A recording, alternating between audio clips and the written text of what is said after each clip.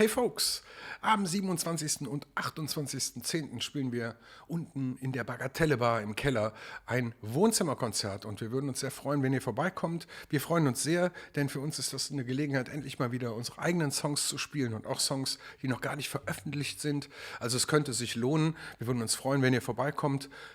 Und ich spiele euch jetzt ein Liedchen an, das mir sehr am Herzen liegt, weil ich persönlich finde, dass es das Leben mit mir ganz gut meint. Et leve, mein Idiot mit mir.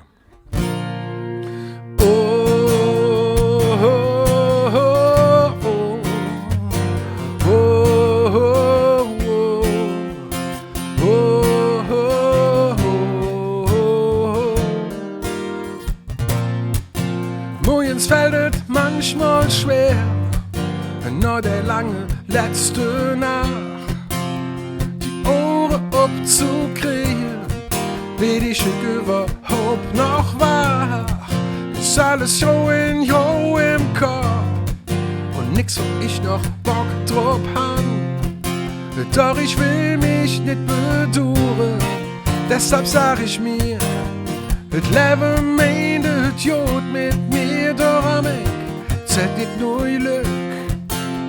Denn alles, was du sähst und dies kommt irgendwann zu dir zurück. Et leve mein Idiot mit mir und pack mich in die Arme dir. Dann sag ich einfach, wie es ist, denn et leve mein Idiot. Et leve mein Idiot mit mir. Oh, oh, oh, oh, oh,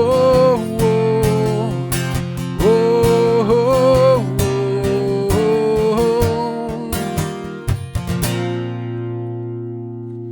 Wir sehen uns in der Bagatelle Bar, 27. und 28.10. Wir freuen uns auf euch.